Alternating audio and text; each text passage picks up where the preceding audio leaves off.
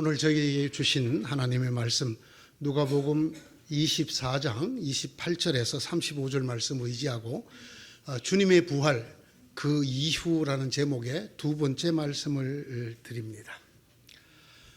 살다가 보면 이런 말이 절로 나올 때가 있습니다. 하필이면. 오늘의 말씀이 그렇습니다. 하필이면 그날이었습니다. 이 하필이면 그날이었던 말이 뭘까요? 이 땅에 인류 역사상 최초로 부활이 일어난 날, 바로 그날이었습니다. 부활이 시작된 날, 우리 주님 예수 그리스도께서 인류 가운데 최초로 부활하신 그날이었습니다. 하필이면 그날이었습니다. 하나 더 있습니다. 하필이면 그곳이었습니다. 그곳. 예수 그리스도께서 인류 역사 처음으로 이 땅에서 최초로 부활하신 곳, 예루살렘이었습니다. 바로 그곳에 하필이면 그들이 있었습니다. 그리고 하필 그날 그곳을 떠나고 있었습니다.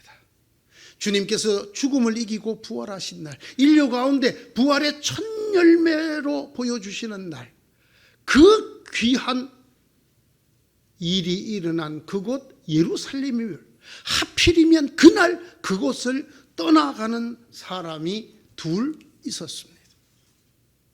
그들이 바로 글로바와 또 한 사람의 제자였습니다. 그들이 바로 그 얘기를 하고 있었습니다. 바로 그날 그곳에서 있었던 죽은 자가 다시 살아났다고 하는 이야기를 그들은 나누면서 그곳을 떠나고 있었습니다. 그 거리가 한 30리 정도 되는 길이었다고 합니다. 예루살렘에서 떠나 엠마오라고 하는 길로 가고 있었습니다. 그들은 그날 오후에 예루살렘을 떠난 것으로 보입니다. 왜냐하면 그들이 엠마오에 도착했을 때 30리 길인 엠마오에 걸어서 도착했을 때가 해가 저물어 저녁 때였다고 합니다. 여러분, 어른들 걸음걸이로 한 30리 걸으면 얼마면 될까요? 제가 볼 때 3시간이면 될 것 같습니다. 그러면 넉넉히 잡아서 3시간, 저녁 때로부터 3시간을 빼면 오후입니다. 그들이 새벽 일찍 그곳을 떠난 것이 아니라는 것입니다. 그들은 적어도 오전에는 예루살렘, 주님께서 부활하신 그곳, 그때에 그곳에 있었다는 것입니다. 그리고 그들은 여인들과 제자들이 들려주는 이야기를 들었을 것이라는 것입니다. 자기들끼리 하는 얘기가 그렇습니다. 들었다는 것입니다. 오전에. 그러나 그들은 그 얘기를 들었음에도 불구하고 오후가 되자 그들은 떠나서 엠마오로 내려가고 있었습니다. 왜 그랬을까요? 그들이 무슨 이유로 엠마오로 가고 있었을까요? 이것에 대해서 우리에게 힌트를 주는 곳이 한 2곳 정도 있습니다. 하나는 요한복음입니다. 그 요한복음이 어떻게 기록이 되어 있는가 하면 그날 곧 주간의 첫날 저녁에 제자들은 유대 사람들이 무서워서 문을 모두 닫아 걸고 있었다. 예수님이 부활하신 그날 저녁에 그 소식을 들었지만 그들은 그 소식보다 유대 사람들이 자기들을 잡아 죽이러 올까 봐 두려워서 문을 꽁꽁 닫아 걸고 있었다고 말합니다. 실제로 유대인들은 예수님 외에도 예수를 따르는 무리들을 죽였습니다. 누가 먼저 죽었습니까? 요한의 형제 야고보, 즉 야고보 사도를 목베어 죽이는 것을 보았습니다. 죽인 사람은 헤로드 왕이었지만 그 죽임을 보고 유대 사람들이 열광을 하였습니다. 예수님의 제자 중에 스데반은 유대인들이 직접 돌로 쳐서 죽였습니다. 그리고 그 사건을 기점으로 나머지 예수 믿는 사람들을 끌어내서 잡아 죽이기 위해서 날뛰는 유대인이 있었다. 그 중에 한 사람이 후에 사도 바울이 되는 사울이었다고 기록을 하고 있습니다. 아시다시피 그래서 사도 바울은 예수 믿는 자들을 남녀할 것 없이 끌어내어 감옥에 가두기 위해서 다마스커스까지 가고 있었다고 기록하고 있습니다. 주님이 부활하신 그날 저녁에 제자들은 주님의 부활이 기쁜 것보다는 자기들을 잡으러 올 유대인들이 무서워서 숨어 있었다. 자기들의 생명을 보존하기 위해서 숨어 있었다. 숨는 또 하나의 방법은 도망가는 겁니다. 예루살렘에 있다가 잡히지 않고 그들이 딴 곳으로 피신해 버리는 것입니다. 엠마오로 가고 있었던 두 제자가 그날 오후에 예루살렘을 떠났다는 이야기는 이 요한복음에 그날 저녁에 문을 꽁꽁 걸어 잠그고 있었던 제자들과 같은 마음이었을 거라고 생각됩니다. 즉 유대인들이 자기들을 해치지 못하도록 도망가고 있었다고 생각을 할 수 있습니다. 여러분, 그날이 어느 날이라고요?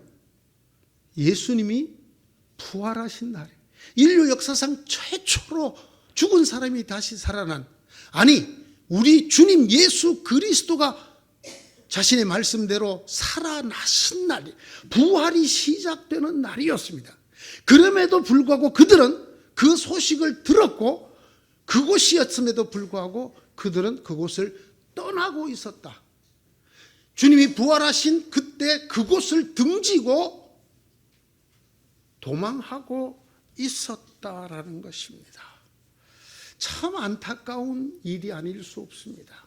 제가 볼 때 우리 주님께서 부활하신 다음 일어난 최초의 안타까운 일이 이 일이라고 생각됩니다. 그 부활을 볼 수 있었던 사람들입니다. 그 부활을 맞닥뜨리고 그 부활하신 주님을 뵐 수 있었던 그 시간, 그 공간에 있었던 사람들이었음에도 불구하고 그들은 그것을 등지고 그곳을 떠나가고 있었다라는 말입니다. 왜 이렇게 됐을까요? 왜 예루살렘에 있는 제자들도 유대인이 무서워서 문을 꽁꽁 잠그고 있었고 또는 이 두 제자처럼 예루살렘을 아예 벗어나서 다른 곳으로 피해가고 있었을까요? 예수님이 부활을 했는데 그 소식도 들었는데 근데 왜 이렇게 될까요? 여러분, 우리의 신앙을 생각해 봐요. 사실 기독교에서 부활 빼면 뭐가 남습니까?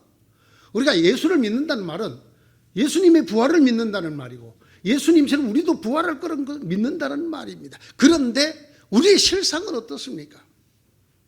우리가 유대인들이 두려워 방문을 꽁꽁 걸어 잠그고 있었던 제자들과 다릅니까?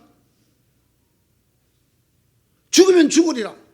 주님 다시 사셨다. 나도 다시 산다. 나를 죽여라. 이렇게 말하고 사는 성도가 오늘날 얼마나 된답니까?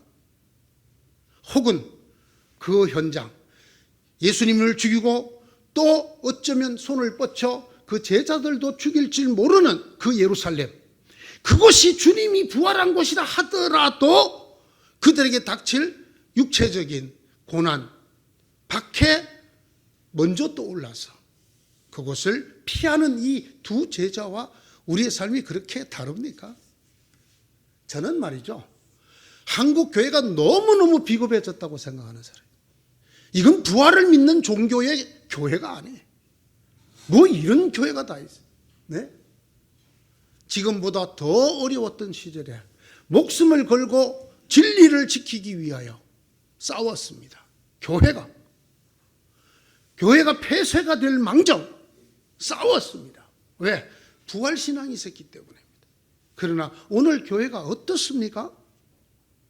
저는 오늘 이 땅의 많은 사조들과 그리고 많은 정치 그룹에 영합하는 교회를 봅니다. 교회가 세상법을 어기고도 뻔뻔하게 하나님이 하셨다라고 말하면서 이 세상 사람들이 추구하는 부와 부귀와 영화를 추구하는 한국 교회는 부활을 믿는 종교라고 보기에 매우 어렵습니다. 사람들이 고난을 받아도 정말 그리스도인들은 살아있구나, 박해를 받아도 교회는 살아있구나, 역시 부활을 믿는 사람들이고 부활을 믿는 종교이구나, 이렇게 말할 수 있는 모습이 과연 우리 속에 보인답니까? 저는 이 두 제자를 보면서, 또는 요한복음에 나오는 다른 제자들을 보면서, 주님이 부활해도 그 부활의 소식을 들어도 정말 때때로 쓸모가 없구나, 아무런 힘도 되지 아니하고 능력도 되지 아니하고 우리와 관계없는 부활로 덩그러니 그냥 놓여 있구나라는 것을 느끼게 됩니다. 왜 이렇게 되었다고요? 제가 지난번 설교에서 말했습니다. 말씀이 열리지 않으면 부활이 열리지 않는다.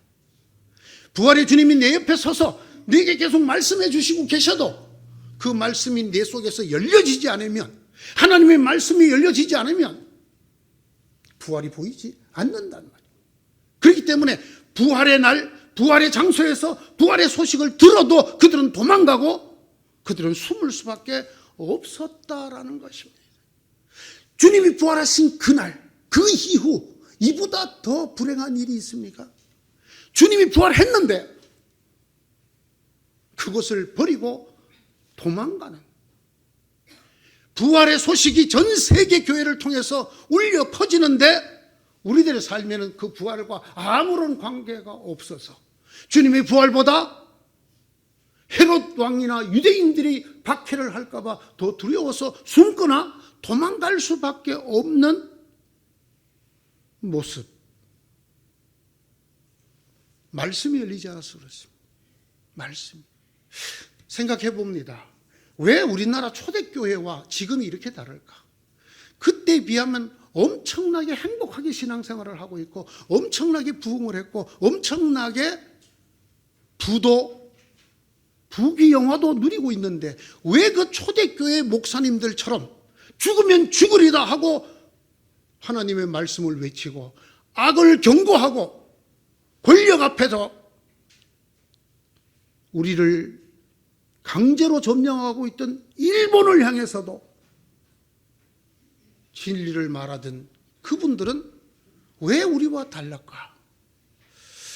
뭐 여러 가지, 이건 역사학자가 해석할 문제입니다만 저의 소박한 생각에는 그때 그분들은 말씀 중심으로 살았다는 겁니다.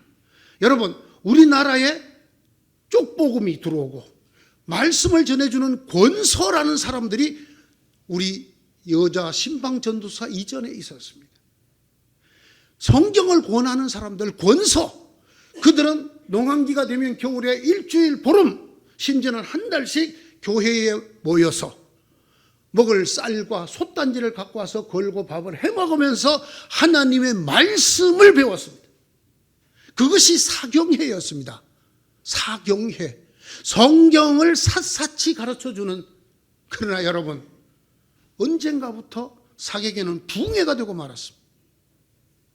온갖 쇼를 하듯이, 예?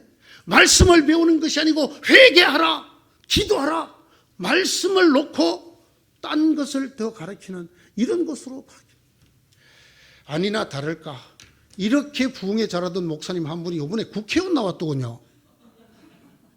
이게 무슨 일입니까, 이게? 하나님의 말씀을 안 가르치고 말씀이 열려야 부활이 우리 것이 됩니다. 여러분들 어느 때보다 하나님 말씀 접하기 너무나 쉬운 시대를 살고 있습니다. 눈이 침침해서 안 보인다. 귀로 들을 수 있는 성경이 쌓여 있습니다. 언제 어디 있으나 아예 텔레비로 볼 수도 있도록 되어 있습니다. 시청각적으로. 그래도 안 봅니다. 집에서 성경 그냥 얹어놨다가 교회 올 때 툭툭 털어서 갖고 오는 사람 양반이에요. 이거 들고 다니기 싫어서 아예 교회 놔두고 갑니다. 물론 그런 분들은 집에서 열심히 읽는 성경 있다고 저는 믿습니다. 성경 읽는 거는 주일날 설교 본문 이거 읽는 거 외에 일주일 내내 말씀을 안 접하고 살아요. 이런 분들이 열심히 유튜브 봅니다. 열심히 텔레비 봅니다. 누가 나와서 무슨 얘기를 하고, 누가 소통전도사가 나와서 무슨 얘기를 하고, 금쪽이가 나와서 무슨 얘기를 하고 빠삭합니다. 그러나 성경은 안 봅니다. 성경 말씀 가르치는 데 가지 않습니다. 교회에서 성경 가르친다 그러면 안 옵니다. 그러나 유명한 연예인 불러다가 간증 집회한다 그러면 옵니다. 주님의 부활이 무슨 소용이 있습니까? 보십시오. 부활한 그날 그것을, 그 소식을 듣고도 등지고 떠나가는 사람이 있습니다. 문을 꽁꽁 걸어 잠그고 숨어 있는 사람들이 있어요. 이들에게 부활이 도대체 무슨 능력입니까?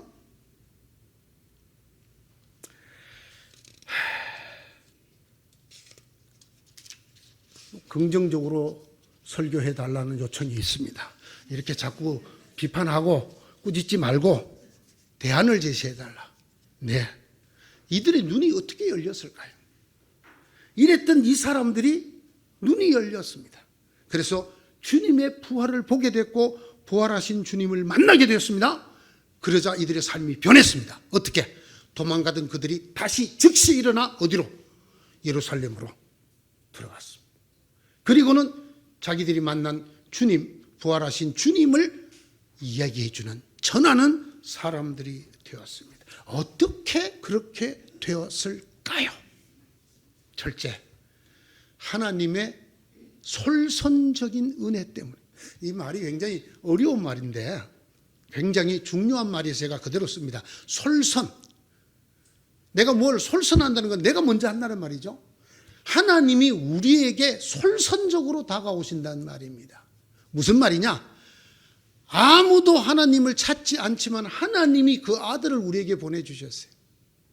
우리 중에 누가 하나님 당신의 아들을 보내서 우리를 구원하여 주십시오 라고 말한 사람도 기도한 사람도 없었지만 누가 하셨습니까? 하나님이 하셨습니다. 이걸 하나님이 솔선적으로 하셨다라고 말을 합니다. 이 은혜가 하나님의 솔선적인 은혜라는 말입니다. 우리가 아직 죄인 되었을 때, 우리가 아직 하나님 가까이 나가지 못할 때 누가 먼저 오셨습니까? 우리가 하나님 앞으로 먼저 나갔습니까? 하나님이 그 아들을 우리에게 먼저 보내셨습니까? 하나님이 그 아들을 우리에게 먼저 보내셨어요. 이게 성경이 말하는 하나님의 은혜입니다. 하나님의 은혜는 가장 큰 특징이 솔선적이라는 것입니다. 우리가 바라고 기도해서 응답으로 오는 것이라기보다는 우리보다 먼저. 보세요. 이 두 제자가 주님 부활했으면 우리를 좀 만나 주십시오. 주님 부활했다고 들었는데 어디 계십니까? 그래서 만났나요? 아닙니다. 예수님이 그들을 찾아오셨어요. 예수님이 그들을 찾아오셨기 때문에 결국 이들의 눈이 열릴 수 있었단 말입니다. 우리 아버지 하나님은 어떤 하나님이신가? 우리를 먼저 찾아오시는 하나님이십니다. 우리를 먼저 찾아오셔. 우리 곁에 오셔. 그 아들 예수 그리스도로부터 시작해서 하나님의 모든 신령한 것들이 성령과 더불어 우리를 먼저 찾아오신, 여러분의 기도 때문에 잘 됐던 것이 절대로 아닙니다. 가장 안타까운 신앙인 중에 이런 부류가 있습니다. 내가 열심히 기도했더니 이루어졌다. 내가 열심히 기도해서 하나님의 은혜를 받았다. 참 안타깝습니다. 왜? 그것도 맞습니다. 맞지만 하나님의 본질적인 은혜는 솔선적이에요. 우리가 하나님의 것을 어떻게 다 압니까? 그런데 하나님이 우리에게 먼저 찾아오시고 먼저 말씀해 주시고 먼저 깨닫게 해주셔요. 우리가 기도할 수 있게 됐다면 그 역시 우리로 하여금 그런 기도를 하도록 하나님이 우리를 이끌어 주셨기 때문인 거예요. 그러므로 우리는 언제나 그렇게 말해야 돼요. 주께서 나를 인도하셨다. 하나님이 내게 솔선적으로 은혜를 베푸셨다. 예? 하늘문을 향하여 말하리. 예수 인도하셨네. 이것이 우리의 신앙이 되어야 합니다. 두 번째는 이 하나님의 말씀을 어떻게 열어주시느냐. 하나님 말씀이 열릴 때 부활이 보이는데 이들이 눈이 열리는데 어떻게 하시느냐. 설명해 주었다. 이렇게 쓰고 있습니다. 설명하여 주셨다. 디엘메뉴오라는 이 단어는 세 가지로 번역이 되는 단어예요. 첫째, 설명하다. 둘째, 해석하다. 셋째, 번역하다라는 뜻이 들어있어요. 그렇습니다, 여러분. 하나님 말씀 그냥 읽어서 알 수 있는 사람, 정말 하나님의 큰 은혜를 받은 사람. 왜? 자연인으로서는 그런 사람이 없기 때문에. 하나님의 말씀은 언제나 설명이나 해석이나 번역이 필요한 말씀. 하나님의 계시 아닙니까? 하나님의 계시를 우리가 육체를 입은 우리가 그냥 알 수 있다? 아닌 것이 옳습니다. 그래서 하나님이 두 가지 방법으로 저희들에게 하나님의 말씀을 설명하거나 해설하거나 번역해 주십니다. 첫째는 예언자를 통해서입니다. 예언자 그러면 여러분 자꾸 이제 구약시대가 생각이 나잖아요. 오늘날 예언자가 없는 것처럼 보이잖아요. 그러나 오늘날 예언자가 훨씬 많습니다. 구약 때보다. 왜? 이 예언자의 예자가 미리 예자가 아니고 맡긴 예자예요. 제가 여러 차례 말씀드리지만 예언자라는 건 말씀을 맡은 사람이라는 뜻입니다.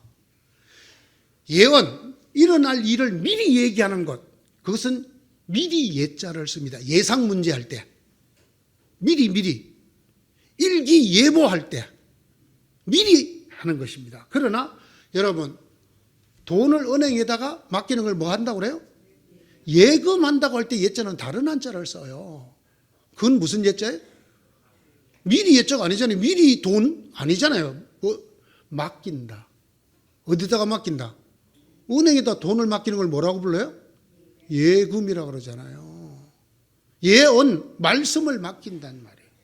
말씀을 맡은 자를 주시는 거예요.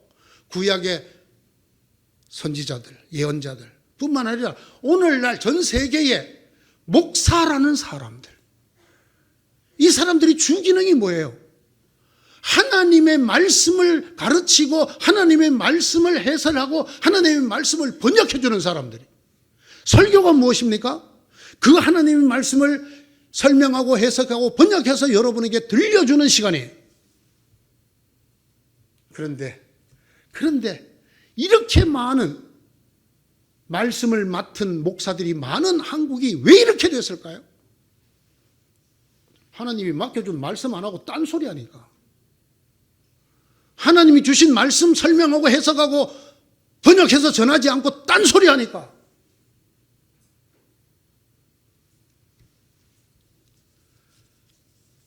어떻게 하든지 재개발터 가운데 알박기 해놨으니까 이거로 돈을 그 정도 갖고는 안 돼. 성도들에게 와서 다 들어누워. 뭐 이런 얘기나 하는. 참 궁금해요. 하나님 말씀을 맡은 자로 예언자가 맞나?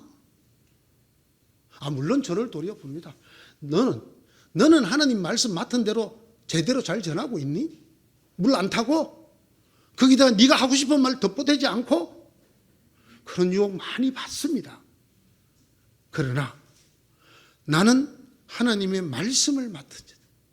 나는 다른 걸 맡은 게 아니라 하나님의 말씀을 맡았기 때문에 그 말씀을 들려주고 해석해주고 번역해주는 일이 나의 주 업무다. 하나님의 예언자들, 말씀을 맡은 자들이 바로 서야 부활이 여러분의 눈에 들어오게 될 것입니다. 또 하나 되어 있습니다. 주님이 솔직히 이 말씀을 맡은 자들도 믿을 수 없다는 것 저만 알겠어요? 하나님 모르시겠어요? 그래서 하나님이 아예 말씀을 우리 속에 들어와서 설명해주고 해석해주고 번역해줄 하나님의 영을 보내기로 약속하셨어요. 그게 누구예요? 성령. 성령의 다른 이름? 진리의 영. 진리의 영이 오시면 예수님 친히 하신 말, 내가 너에게 한 모든 말이 생각나게 하고 기억나게 해줄 것이다. 너희들에게 하나님의 말씀을 누가 알려준다? 성령이. 이렇게 말했어요. 사람 속에 있는 그 사람의 영이 아니면 그 사람 생각을 누가 알겠느냐.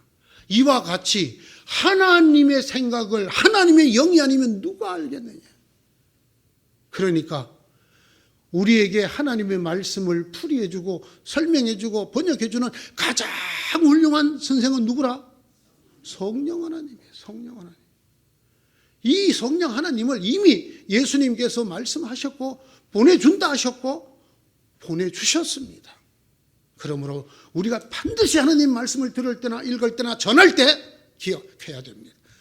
성령님이요, 하나님의 영이시고 진리신 영이요, 저를 나팔로 써서 말씀하여 주옵소서. 저는 그저 나팔입니다. 나팔이 무슨 따따붙다 지 생각을 거기다 넣어요? 나팔은 부는 사람이 부는 대로 소리가 나는 거예요. 그렇죠? 네? 그렇습니다.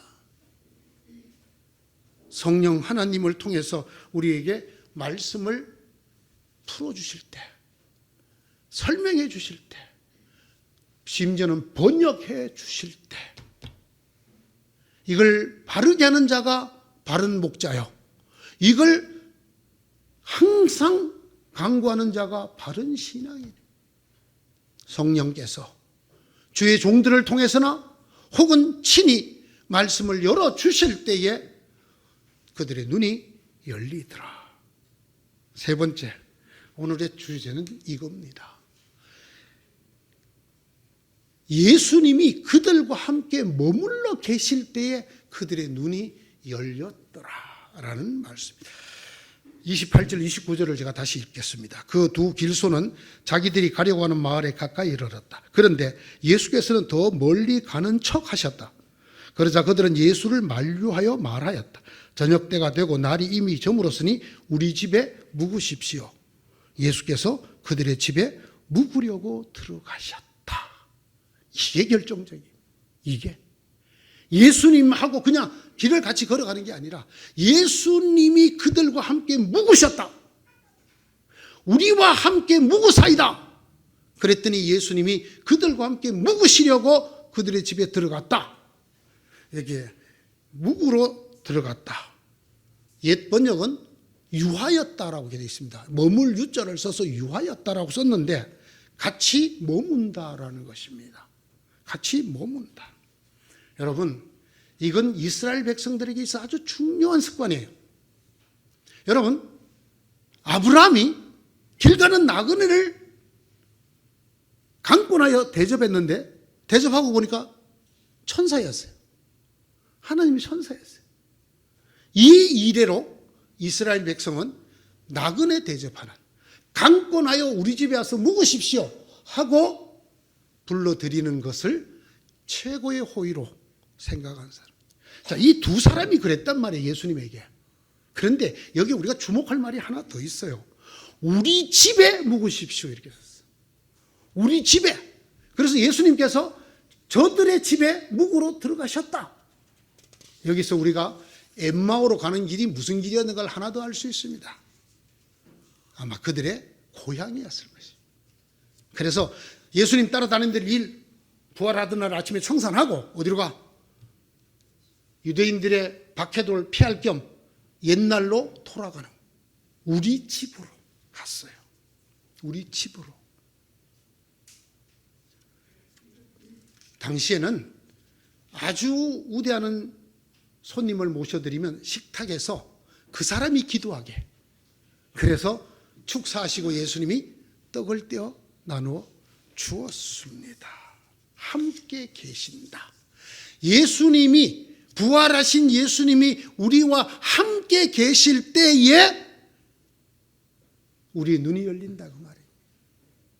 달리 말하면 왜 우리가 부활하신 주님의 부활하신 그날 그곳에서 들어도 부활이 우리 속에 능력으로 역사하지 않느냐? 그 부활하신 주님과 동거하지 않기 때문에, 함께 있지 않기 때문이에요. 주일날 예배 드릴 때는 주님 앞에 있는 것 같지만 살 때는 내 혼자 살아. 내 마음대로 살아. 누가 그렇게 아주 확실하게 얘기하는 분이 계시더라고요. 주님, 밥 장사는 내가 저 잘합니다. 좀 가만히 계세요. 좀. 네?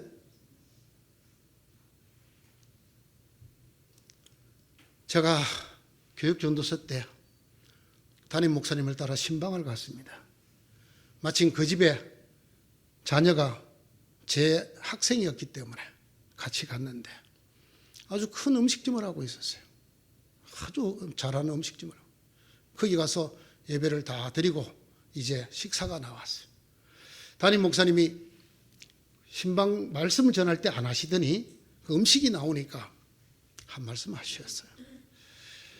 그냥 편의상 김집사라고 하겠습니다. 김집사, 이제 술은 그만 팔지. 5초도 아니 0.5초도 안 걸려. 아이고, 목사님도 참 장사를 안 해보셨으니 뭘 알아야지. 술 안 팔고 무슨 장사가 됩니까? 이 제 말을 오해하시면 안 됩니다. 술을 파는 게 악이라든가 비신앙적이라든가 신앙이 형편없다는 뜻을 얘기하려는 것이 아닙니다. 이것을 하는 것이 주님이 더 기뻐하시는가 안 하시는가를 물어보지도 않는 신앙 형태를 말하는 것입니다. 여러분, 제가 아주 극단적인 예를 들었습니다. 여러분 똑같습니다. 여러분 자녀 교육시킬 때, 여러분 자녀 결혼시킬 때 사자 안 붙은 건 절대로 우리 집에 못 드려. 내 눈에 흙이 들어가기 전에 안 돼. 여러분의 마음입니까? 여러분을 향한 하나님의 마음입니까? 물어보셨습니까? 제가 교육전사를 여러 군데서 했으니까 제가 했던 교회라 그래도 여러분 못 찾아낼 거니까. 거기에 아주 신실한 장로님 권사님이 계셨어요. 그 집에 딸이 넷이 있었는데 딸 셋이 의사한테 시집을 갔어요. 딸 하나가 약사한테 시집을 갔어요. 이 딸 집에서 쫓겨났어요. 어디다 약사 나부랭이를 데리고 와.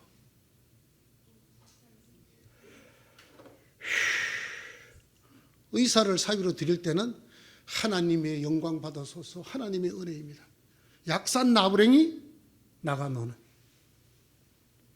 이게 과연 우리 속에 역사하시는 성령님의 음성을 듣는 사람 맞습니까? 여러분 생각은 어떻습니까? 저는 당시 교육전도사인데 매우 마음이 심란했습니다. 참 겁도 없이 그 교회 저녁예배 설교 맡을 때 내가 이 얘기를 했어.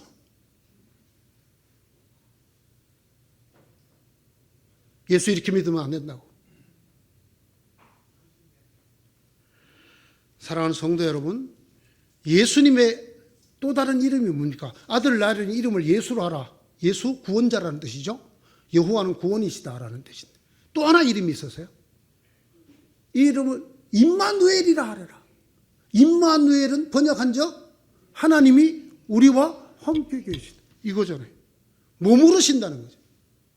예수는 본질적으로 우리와 머무르시기 위해 오신 분이에요. 부활하신 주님이 얘들 왜 찾아갔느냐?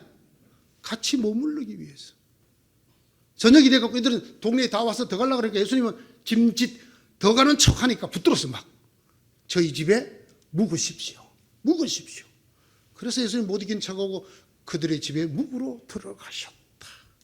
예수님과 더불어 거한다. 예수님께서 나의 삶에 머무신다.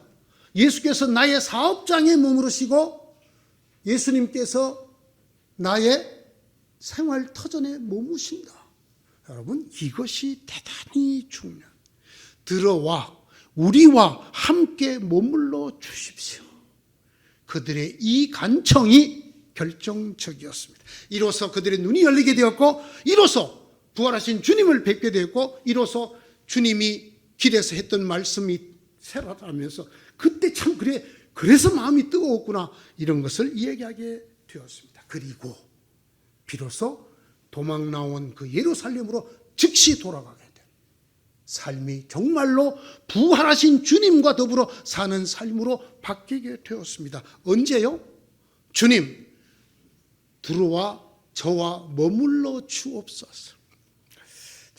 참 주일날 교회를 떠날 때마다 자꾸 이 소리가 저는 귀에 들려요.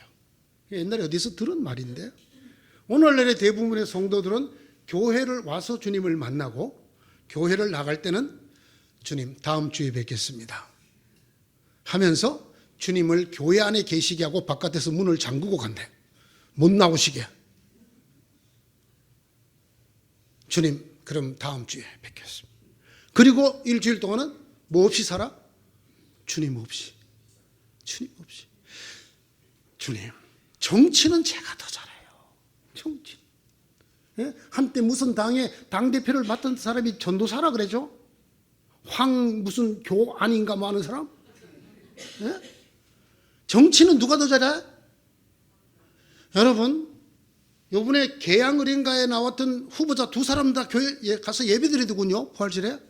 한 사람은 손을 모으고 기도드리고 한 사람은 이렇게 기도드리고 이렇게 사진 딱 찍어서 기도하는 자세는 달라도 마음은 하나, 저를 당선시켜 주세요. 그리고 나갈 때는 주님 안녕히 계세요. 다음 주에 뵙겠습니다. 다음 주에 못 가서 그럼 아이고 주님 보름만이네요. 주님 별거 없었지요. 너는 저도 열심히 잘 살았죠. 잘 살았어요. 뭐 주님 없이 사니까 편안하네요. 협잡을 할 때도 마음에 별로 찔림이 없고 나쁜 놈들 좀 혼내줄 때도 아주 후련하고 주님 옆에 계시면 아이고 주님 어떻게 할까 이거 물어보려면 약간 마음에 걸림돌이 생기고 마음이 힘들지 않는데 주님 없이 제가 나가서 살았더니 좋았습니다. 아주. 예, 주님 또 다음 주에 뵐게요. 주님 안녕히 계세요. 우리 교회는 그러지 않겠지. 제가 이 교회 마지막 나갈 때 항상 주님은 예배당에 계시는 주님이 아닙니다. 주님은 여러분이 도망가는 그 엠마오 길에도 먼저 찾아오셔서 함께 머물기를 원하십니다. 문제는 우리입니다. 성경 요한계시록이 뭐라고 그랬어요? 볼지어다 내가 문을 두드리노니 누구든지 그 문을 열면 내가 들어가 그와 함께 먹고 그도 나와 함께 먹고 마시리라. 주님은 먼저 우리를 솔선적으로 찾아오셔서 우리의 삶의 모든 곳에 계십니다. 우리의 삶의 모든 곳에서 우리의 마음 문을 두드리십니다. 문제는 안 열어. 주님 들어와 우리와 머물러 주십시오. 우리와 함께 묵어 주십시오라고 하지 않아. 여러분, 다윗을 왜 하나님이 그렇게 사랑했는지 아십니까? 성경에 기록된 용어대로 하면 어떻게 해요? 여러분, 다윗은 소년 때부터 전쟁을 치른 전쟁의 귀재입니다. 그런데 다윗이 전쟁할 때마다 누구에게 뭐 여쭤봤어요? 하나님 치러 올라갈까요? 가지 마라. 안 가. 올라가서 딱 보니까 어디다가 진을 치면 좋을지 딱 보여. 그런데도 하나님 어떻게 할까요? 어디다 저 진을 쳐. 그럼 시키는 대로 하는. 하나님 공격할까요? 아니야. 뽕나무 뒤에 숨어 있어. 네 군사들 다 뽕나무 뒤에 숨겨놨다가 이 뽕나무 위로 발자국 소리가 드르륵 들리거든. 급습을 하라. 여러분 성경에 나와 있는 말씀이잖아요. 이러니 하나님이 다윗을 만나면 마음이 흡족했겠어 안 했겠어요? 예? 제가 그때 설교 때 뭐라고 그럴까? 하나님을 작전 참모로 쓰는 사람은 정말 복된 사람입니다. 하나님을 전쟁의 돌격대장으로 삼는 사람. 우리의 삶으로 봅시다. 목회를 하는 목사가 목회에서 하나님을 원로 목사님으로 삼는 사람.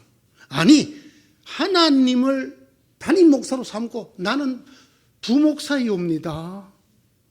이렇게 목회를 하면 이렇게 됐겠습니까?